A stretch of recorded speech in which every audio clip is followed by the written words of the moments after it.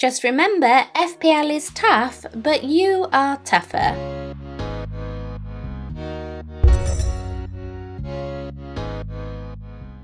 Hi guys, I'm FPL Nymphrya and welcome back to the home of FPL videos. Finally, a player other than Salah has returned more than one goal for me this week, so let's take a look at how I got on in Game Week 5. Starting with my keeper as always, Martinez stepped up like an absolute goalkeeping hero and bagged me 9 points for minutes played, clean sheet, 5 saves and 2 bonus points. He's been a great addition to my team so far as one of the only players I made a decent call on in my wildcard. 2 clean sheets out of 3 for me and he's gained me some serious cash too. In defence, Lamberty got a run out again in my team, with me looking for attacking returns. He did have 3 key passes and a shot blocked, but unfortunately no returns again, and with his clean sheet gone thanks to giving away a penalty, he bagged me just 2 points. But moving on, finally more than one defender did well for me this week. Says delivered again, this time with 7 points from his clean sheet and bonus point. It could have been a lot more if his teammate could have stayed on side for that beautiful goal he scored, but I can't complain. Like I certainly can't complain when it comes to Robertson. Like Martinez, he has also been quite good for me. He has returned a goal and an assist since picking him up on my wildcard. That said, I am now quite concerned for any real clean sheet potential going forward, with Liverpool going both without Alisson and Virgil van Dijk for a number of weeks due to injury. I'm not going to panic yet. With 3 key passes and 2 big chances created against Everton, I look to move him on if his attack and return starts dropping, especially seen as clean sheets have been generally hard to come by anyway this season. In midfield, Barnes was a letdown once again. He's had 2 game weeks in my team and I'm yet to have a return from him. 1 shot off target and 1 shot blocked. He had a chance against Villa, but unfortunately just the 2 points yet again from him. And with cash in the bank, I'm becoming very impatient,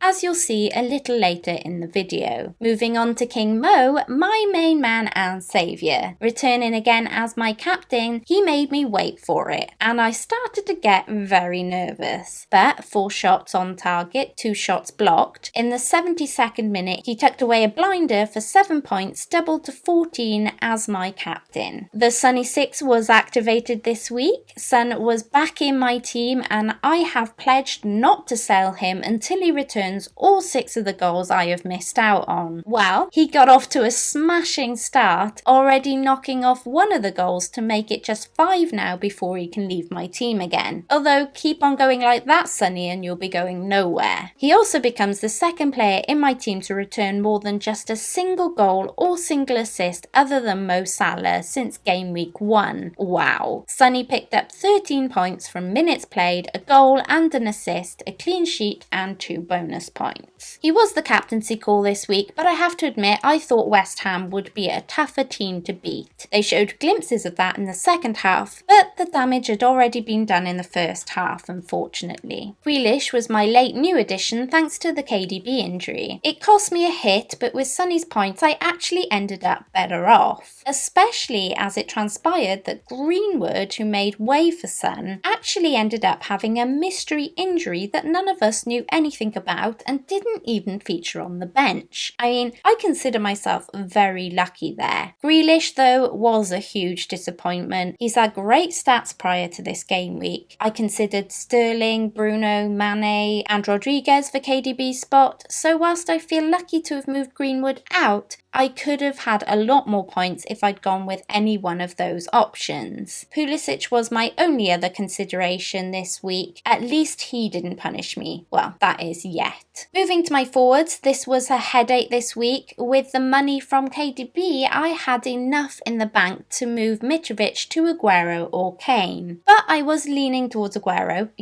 obviously, because it's me and it's Aguero, and it would have been a -8. That seemed just a bit too much for a player we weren't even sure would start. This is how slim these margins are this season. If I had leaned more towards Kane for security and taken the hit, I'd be 14 points better off. Mitrovic against a wounded Sheffield United team looked like a good shout given the amount of chances he gets every week and his stats looking crazy good. He had the opportunity to grab me a return with his penalty, but he missed, and despite his 2 shots on target and 3 shots off target, I'm not sure my patience is good enough to keep him going forward, despite his great fixtures. Danny Ings returned for the first time since entering my team, thanks Danny, bagging me 7 points towards my team total, and Calvert-Lewin delivered once again with 6 points from his 3rd goal in 3 game weeks for my team. So with all of that, I managed a total of 69 points. That's 65 with the -4, and that is a green arrow. Wow, I'd forgotten what they look like. Nimfam, I'd just forgotten. So no, it's not groundbreaking. It's not groundbreaking green by any stretch of the imagination. There were a lot of sun captainers and lots having moved to Sterling, Bruno, J. Rodriguez and Rashford for KDB, and of course Kane went nuclear, so it definitely could have been a lot better than it actually turned out. But it's a start, Nimfam. It's an actual start, and a green is a green arrow, and we'll take it and run with that all day long. I mean, the comeback's on, isn't it? The comeback is on.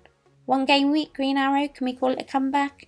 You know what? Heck, let's do it. The comeback is on, people. Let's do this. And with all of that, looking ahead to game week 6, and I've got another headache. Well, the same headache really, Kane or Aguero. Here's my team as it stands, but I had 5.7 in the bank and I was not afraid to use it. I had the exact cash to do Mitrovic to Kane and Barnes to Rodriguez after the weekend, and this was just too tempting. Barnes is better when Vardy is around. I'm unsure how long that injury for Vardy will last. Game week 2 was Barnes' only real return, dismissing his disallowed VAR goal in game week 4 of course. Rodriguez on the other hand has a 43% ownership that's a big worry, as every time he does something it hurts my rank. So I moved early on him last night, and thankfully I did as he went up in price. And then I have the Kane Aguero problem again. This is head versus heart, and it would be for a hit. Not something I'm keen on, with Mitrovic having the ability to hurt if sold. That said, if I want Kane, I'll be priced out by the weekend, so I may get pushed into this. Then again, I suffered last week without Aguero in my team. It hurt my soul. Not my points, but my soul. Do I go for form and fixtures in Kane? And we all know that I tend to lean on form, but if you couple that with fixtures, for me, then that's a massive tick. Or do I go with the happiness and the massive differential potential in Aguero? If KDB is back next game week, I have no City cover, and that in itself is a frightening prospect,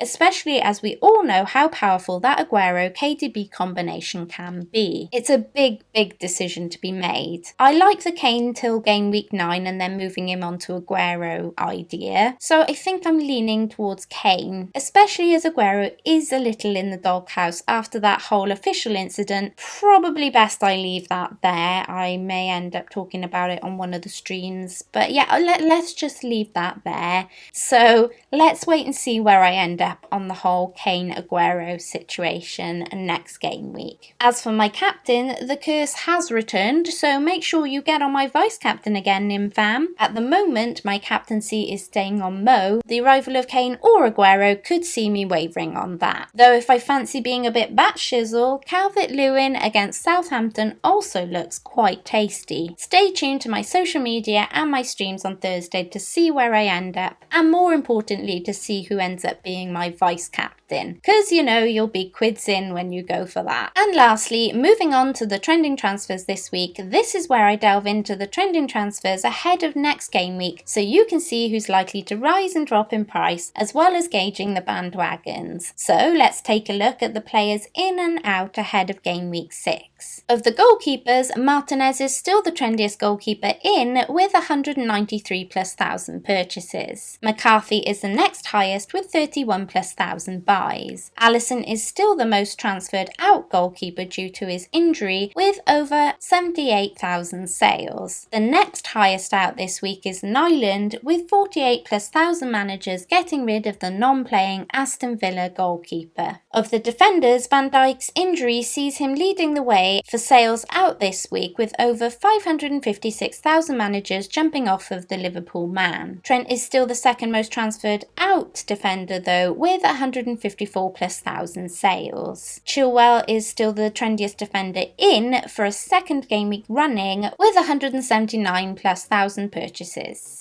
Digne is also picking up pace though, with over 165,000 purchases. In midfield, Son is still unsurprisingly the main man in this week after his third double-digit haul of this season, with 419,000+ buys. Grealish is also highly bought with around 214,000 buys. KDB is yet again the most switched out midfielder this week, with over 485,000+ sales. Aubameyang is still the next highest midfielder sold this week, with over 140,000 sales. Up front, Werner has been replaced by Vardy as the trendiest forward out so far this game week, with 236,000+ managers moving on the injured Leicester man. Richarlison's injury has seen him the second most transferred out forward, with over 131,000 sales. Kane's second week of 16 points is making him the trendiest forward in this week, with 411,000+ purchases. Calvert-Lewin is still up there though, with over 239,000 buys. And that's it, you guys. Thanks for watching. I will be back again on Thursday with another Dream Team stream and the FPL Wildcats question and answer stream. Please don't forget to check out my sponsors of this video, fantasyfootballfix.com. And before you go, please don't forget to like, subscribe, and do all those fabulous things like hitting the notification bell. Until next time, Nymphria out.